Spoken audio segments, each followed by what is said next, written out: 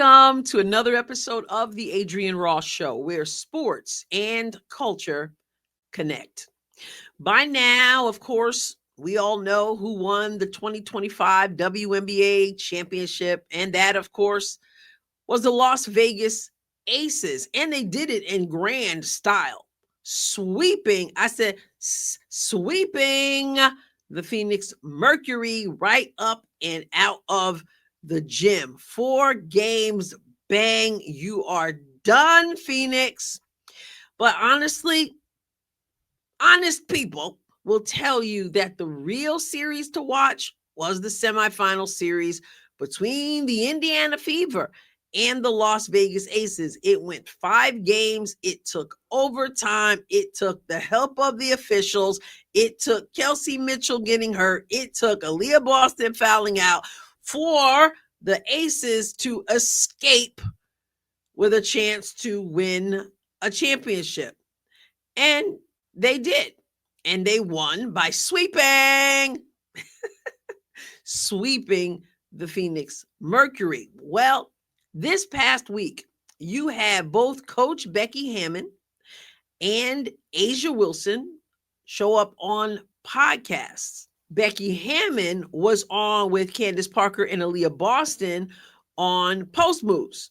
And A'ja Wilson was on with Kylie Kelsey on her podcast called Not Gonna Lie. It was rather interesting to hear how differently both of those people, both from the Aces, both just winning another championship, but how different both of those players presented themselves.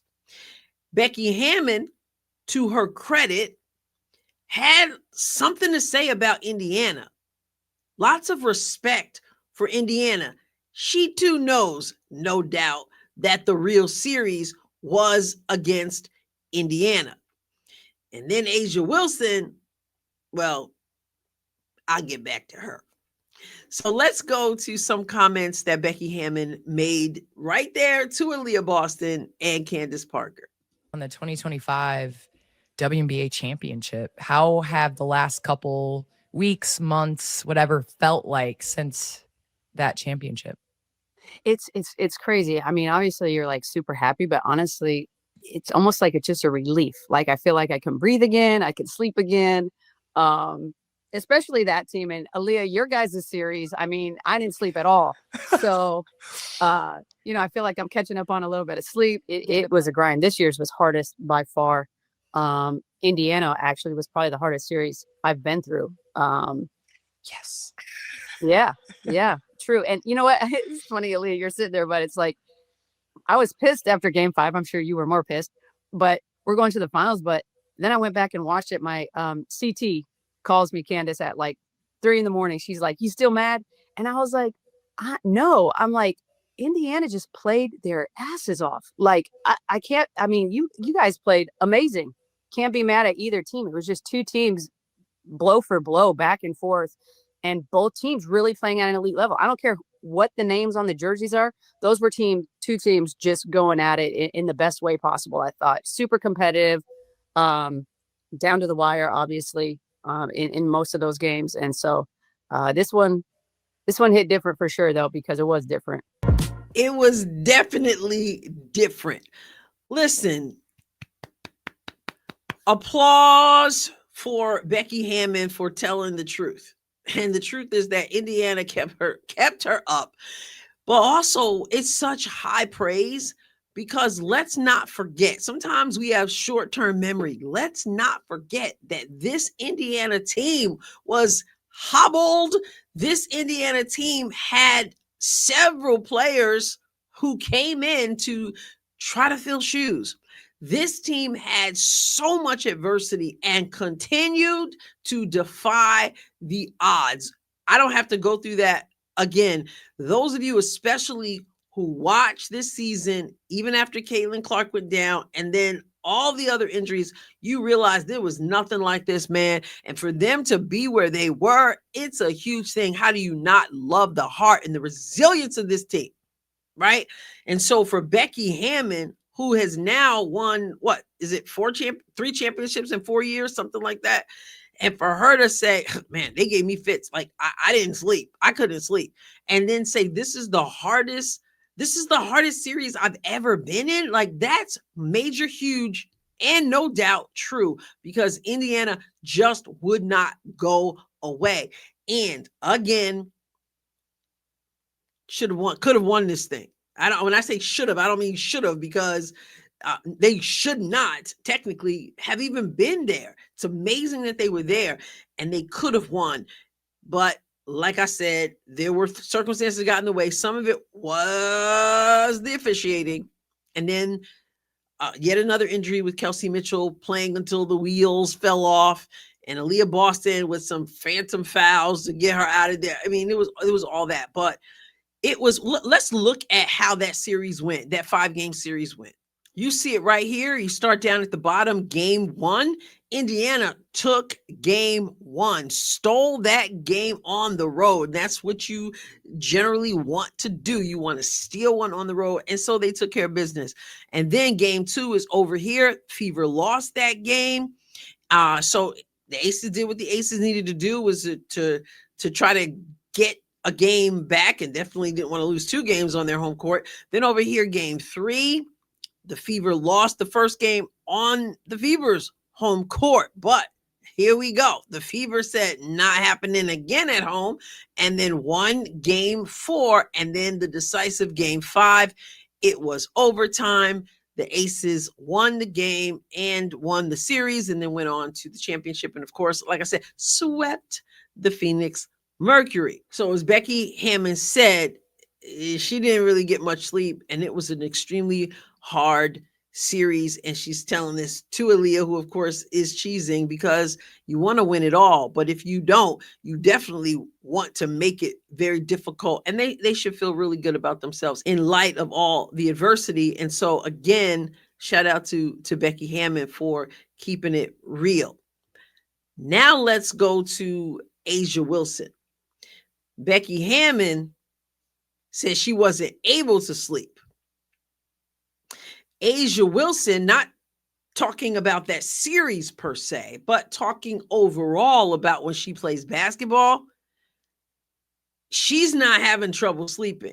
In fact, she almost can't keep from sleeping. Let me show you what I mean. Only because she's a 3-level scorer. And the way that she plays the game is so tough to read because she's that skillful.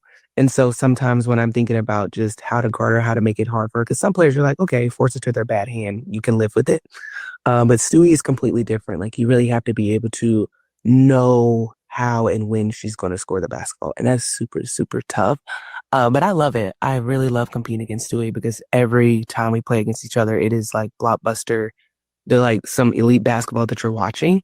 And she makes me think every possession. And I love that, because sometimes I get bored mid-game. Just because of just the person that I am. I just get bored easily. But sometimes when you're guarding Stewie, you have to keep your head on a swivel because she's Stay very locked in. guard-like. Yeah, she's Yeah. very guard-like. But then also she's tall. So yeah, you get the best of both worlds. Okay. I have to tell you, that's one of the strangest things I have ever heard an athlete say.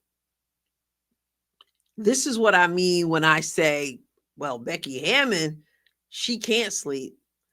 A'ja Wilson, she can hardly stay awake because she gets bored when she's guarding players, except for Breanna Stewart.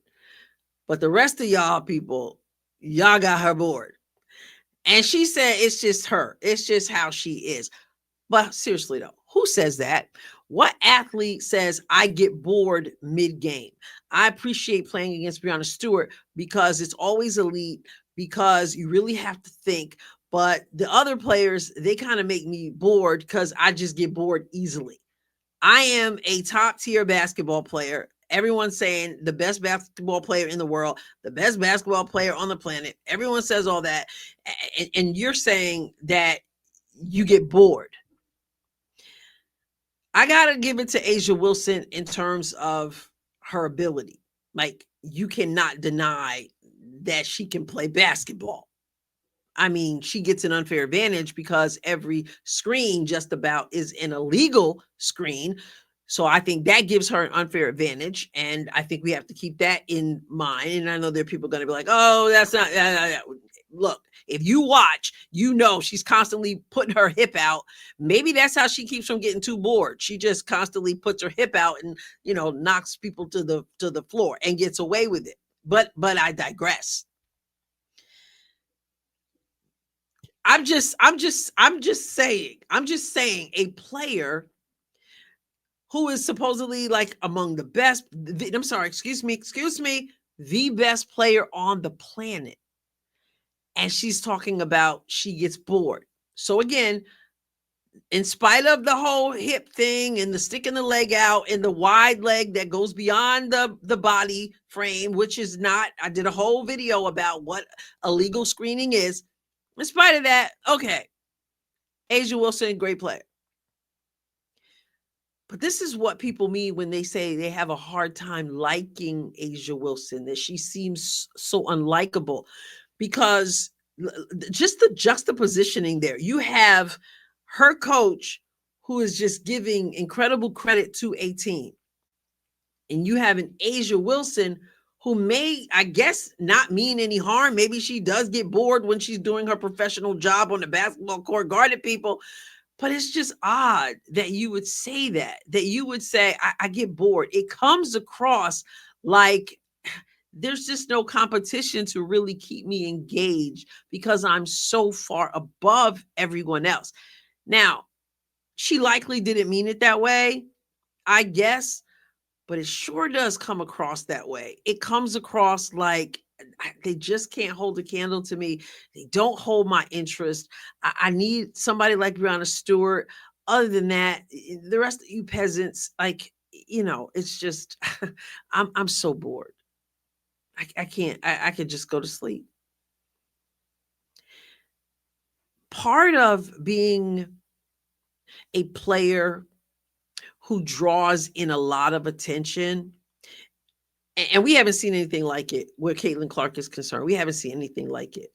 But part of people who might get a modicum of the attention Caitlin Clark gets, there's something about them. You want to hear what they have to say. You want to buy the jersey. You want, and I'm not saying A'ja doesn't have that at all, but Caitlin is just, everyone wants A'ja to be the face of the league. The reason why Caitlin Clark is the face of the league, even the reason why people are showing up, even when Caitlin isn't playing all season, and they show up to simply watch her on the bench, is because there's a certain, not only skill, but there's just a certain humility that she has.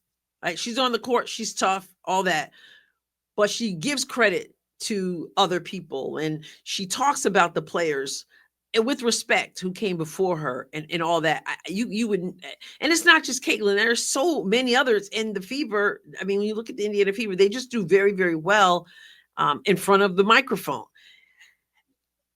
I don't know how many players, you see me kind of going, because I don't know how many players would sit there and go, I just get bored. I get bored with these players I'm guarding.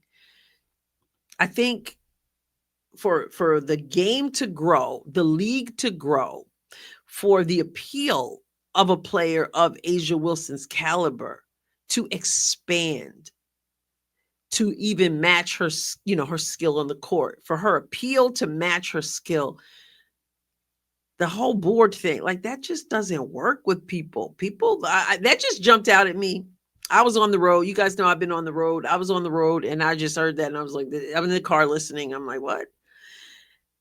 Well, anyway, thankfully her coach was able to give the appropriate kudos to the team.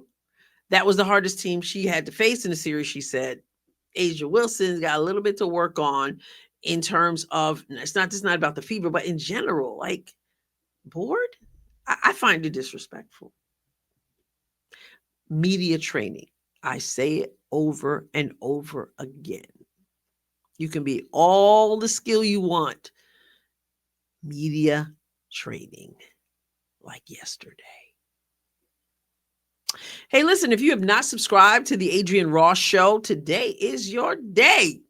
You still have the opportunity to subscribe if you like the content. Hit the like button for this video, share as well. And don't forget, second channel, Adrienne Ross Squared. The URL for that channel is in the description always of every video I do on this channel. And I'll catch you next time, God willing. God bless you abundantly.